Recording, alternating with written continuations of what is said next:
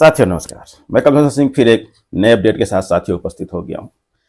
साथियों, अपडेट कहें या विभाग की फदीहत, ऐसा मैं इसलिए बोल रहा हूं क्योंकि राष्ट्रीय स्वास्थ्य मिशन फिर एक भर्ती में बुरी तरह घिर चुका है। जिनका चुनाव राष्ट्रीय स्वास्थ्य मिशन के चयन समिति ने करके पद पर बैठाया था, संविदा के पद पर बैठाया था, क्योंकि वो भर्ती अवैधानिक ही थी और जो दूसरी जगह पे आ रहे हैं उनको आदेशित कर दिया गया है कि उसको हटाया जाए और नीचे जो है 2 नंबर पे उनको वो अधिकार दिया जाए जो वैध मेरिट में है। तो साथियों, यहां पर मैं बताना चाहूंगा आपको, क्योंकि राष्ट्रीय स्वास्थ्य मिशन के अंदर लगभग जब से मैं लगा हूं, मैं भर्तियों की खोज कर रहा हूं लगातार, तो वहां जो दस्तावेज निकल रहे हैं लगभग सारी भर्तियों में अभी तक भ्रष्टाचार के सिवा हमें कुछ नहीं दिख रहा है।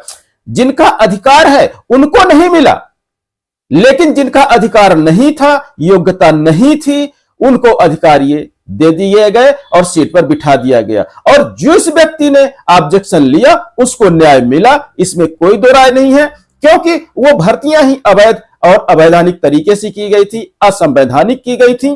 तो संविधान के जब आदमी साथ चलता है तो यहां पे निर्णय जितने भी होते हैं संवैधानिक होते हैं। मनमाना अधिकारी कर लेता है अपने विभाग में, लेकिन कोर्ट में मनमाना उसका नहीं चल पाता है। और इसी के चलते कहीं ना कहीं ये एक चीज तो स्पष्ट हो रही है कि राष्ट्रीय स्वास्थ्य मिशन के अंदर ज्यादातर भर्तियां फर्जी ही हैं। बस जरूरत है आवाज उठाने की। साथियों, मैं लगातार आवाज उठा रहा हूं और उठाता रहूंगा। अब मैं आपको बता दूं, ये जो कोर्ट केस अभी डिसीजन हुआ है, इसमें विभाग ने भी ये कह दिया है, आदेश पारित कर दिया गया है, आप यहां पे देख लीजिए, मैं लगा दे रहा हूं कि ये पद जो है अब संवैधानिक तरीके से भरा गया था। जिनको मेरिट में लाके इस पद पर पदस्थ किया गया था, उनके पास जो वांछनीय योग्यता मांगी गई थी, जो अनिवार्य योग्यता मांगी गई थी, वो उनके पास थी ही नहीं। उसके बावजूद भी उनको उस पद पर बिठा दिया गया, उनको नियुक्त कर दिया गया। तो यह सवाल एक ही उठता है कि जो चयन समिति होती है, चयन समिति में कई लोग होते हैं, तो क्या वो दस्तावेजों की जांच नहीं करते हैं? सिर्फ उठा के कर्मचारी जो लिस्ट बनाते हैं, उठा के लिस्ट बनाया और बिठा दिया, और यदि बिठा दिया तो कहीं ना कहीं भर्ती में भ्रष्टाचार की बू आती है। क्योंकि जब दस्तावेजों का पूरी तरह से डिनाई करके डायरेक्ट आदेश के आधार पर जब किसी को पदस्थापना दे दी जाती है, तो वहां पर चयन समिति जो होती है वो पूरी तरह से भ्रष्ट होने की स्थिति में, भ्रष्टाचार का उजागर होने की स्थिति में स्पष्ट दिखता रहता है कि इसमें आने वाले समय में कुछ ना कुछ तो गड़बड़ निकलेगा। लेकिन आवाज उठाने वालों को इसका अधिकार मिलता है और उनकी जीत होती है।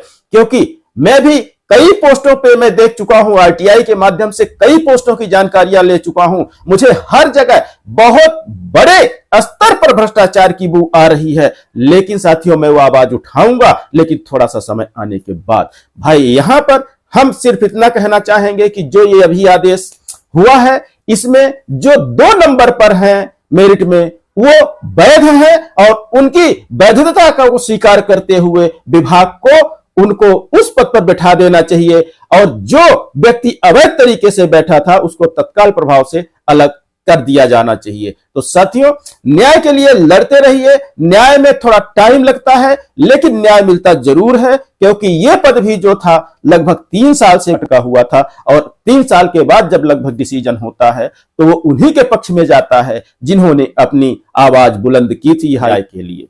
तो साथियों, मैं आपको अपडेट करता रहूंगा।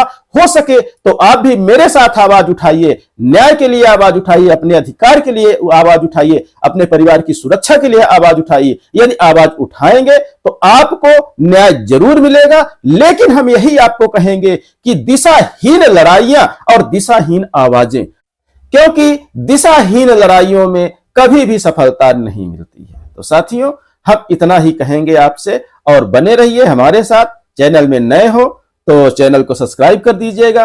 वीडियो अच्छी लगी हो तो अपने दोस्तों तक शेयर कर दीजिएगा, क्योंकि मैं यूट्यूब नहीं चला रहा, मैं आपकी लड़ाई लड़ रहा हूं, आपको जागरूक करने की कोशिश कर रहा हूं।